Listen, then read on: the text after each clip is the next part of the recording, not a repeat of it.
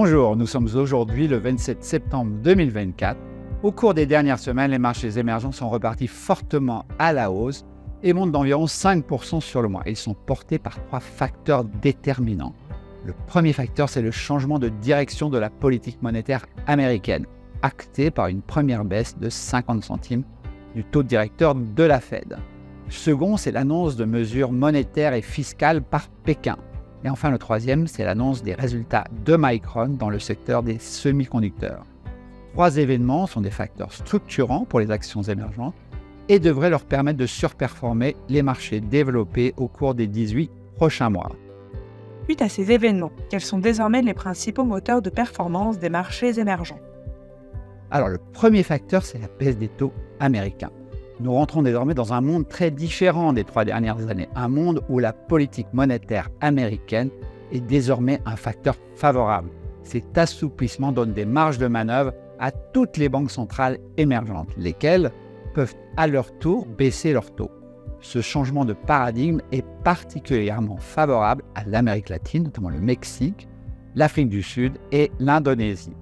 On peut également affirmer que cette baisse de taux américains a permis à la Banque centrale chinoise, la PBOC, d'annoncer un assouplissement considérable de sa politique. Effectivement, les actions chinoises remontent violemment depuis une semaine. Qu'en pensez-vous? Le package monétaire annoncé par le gouverneur Pan Gongsheng est le deuxième facteur favorable. Il met un plancher aux bourses chinoises. La baisse des taux d'intérêt, la baisse du taux de réserve des banques et la mise en place d'une facilité bancaire permettant un refinancement des prêts hypothécaires constituent une bouffée d'oxygène pour les ménages et pour les investisseurs chinois.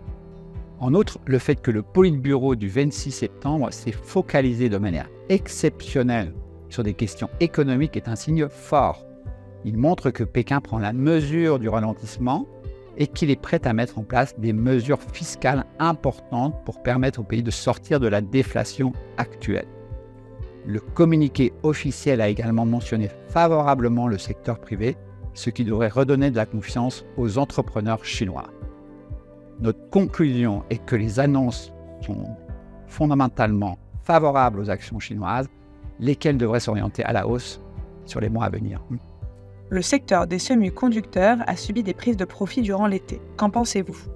Alors oui, les valeurs de semi-conducteurs comme SK hynix ou Samsung Electronics ont effectivement corrigé depuis mi-juillet. Nous les avons rencontrés en Corée en début de mois et suite à ces meetings, nous avons favorisé plutôt Hynix que Samsung, notamment pour son avancée technologique dans la mémoire HBM. Cette mémoire est utilisée dans les serveurs d'intelligence artificielle. Cette semaine, le secteur s'est rassuré sur les chiffres de Micron. La société américaine a relevé ses prévisions de croissance de la demande de DRAM pour 2024, de 13-17% auparavant à 17-19% maintenant. Aussi, les craintes récemment exprimées sur le niveau des stocks devraient s'estomper et le secteur repartir à la hausse. Dernier point, l'Inde a fortement performé au cours du troisième trimestre. Qu'en pensez-vous? Alors l'Inde est sur une trajectoire de croissance inédite.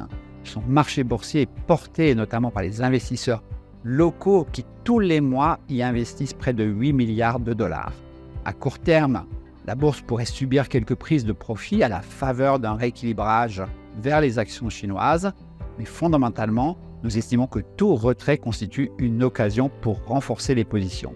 Nous visions d'y investir un quart du fonds GEM Equity. En conclusion, comment positionnez-vous les portefeuilles dans cet environnement? En fait, GEM Equity s'articule autour de 4 thématiques pondérées à environ 25% chacune. 2 thématiques pays, d'une part la Chine et d'autre part l'Inde, 25% chacune. Une thématique sectorielle qui représente vraiment la techno, à Taïwan et en Corée. Et enfin une thématique baisse des taux qui englobe l'Amérique latine, l'ASEAN, l'Afrique du Sud. Nous vous remercions pour votre confiance et pour votre fidélité.